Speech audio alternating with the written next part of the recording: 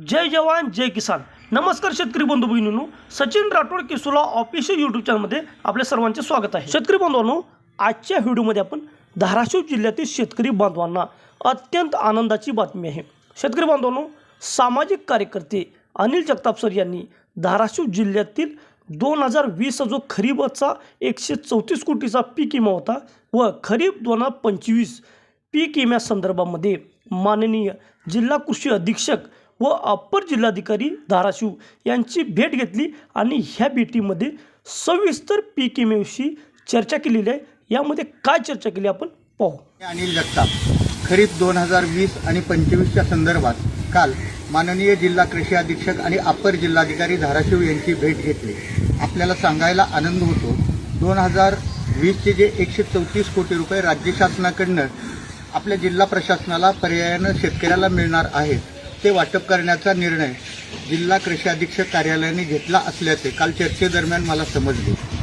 24 नोव्हेंबरला उच्च न्यायालयाने निकाल देऊन या जिल्ह्यातल्या शेतकऱ्याला 227 कोटी रुपये देण्याचे आदेश दिले होते। मात्र जेव्हा पीक विमा कंपनी सर्वोच्च न्यायालयात गेली तेव्हा 94 कोटीला स्थगिती मिळाली, 134 कोटीला कुठेही स्थगिती नव्हती। आम्ही वारंवार हे पैसे वाटप करा असे जिल्हा प्रशासनाला सांगत होतो, मात्र जिल्हा प्रशासनाकडे PLA अकाउंट नव्हते। मात्र जिल्हा प्रशासनाच्या आणि कार्यकर्त्यांच्या सततच्या पाठपुराव्यामुळे महाराष्ट्राच्या अर्थ विभागाने त्याला मंजुरी दिली होती। मात्र PLA अकाउंटचा क्रमांक हा महालेखाकार नागपूर यांच्याकडून मिळतो। त्यांच्याशीही पत्रव्यवहार केल्यानंतर जिल्हा प्रशासनाला PLA अकाउंट नंबर मिळालेला आहे। याचा अर्थ जिल्हा कृषी अधीक्षक यांच्या नावाने आता ते खाते सक्रिय झालेले आहे।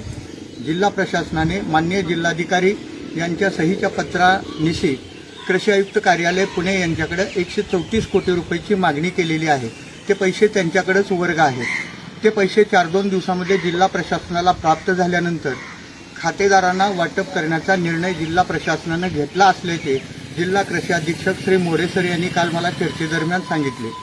हे पैसे आल्यानंतर साधारणपणे 5,500 ते 6,000 रुपये प्रति हेक्टर धाराशिव जिल्ह्यातल्या शेतकऱ्याला मिळतील।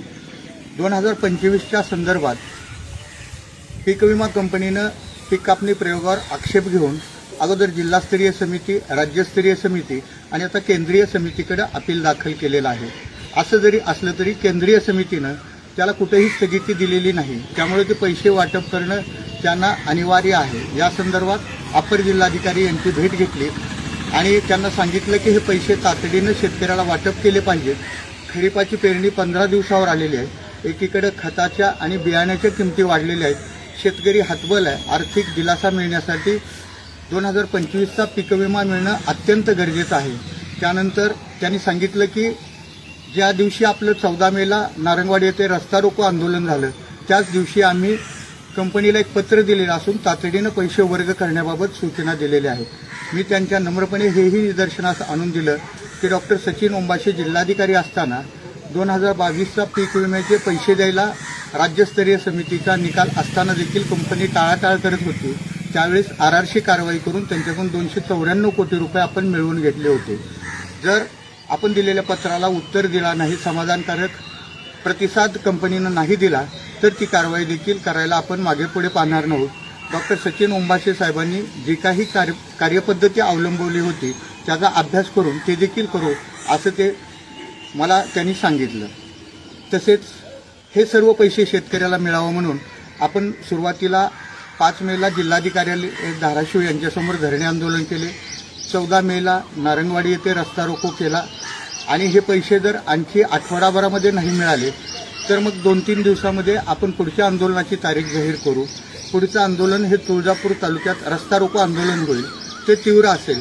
शेतकऱ्याच्या पैसे खात्यावर पडेपर्यंत रस्ता खुला करणार नाही हे देखील मी प्रशासनाला या निमित्ताने सांगू इच्छितो। मला खात्री आहे जिल्हा प्रशासन या संदर्भात गांभीर्याने घेत असून तातडीनं ही सर्व रक्कम शेतकऱ्याच्या खात्यावरती वर्ग होईल।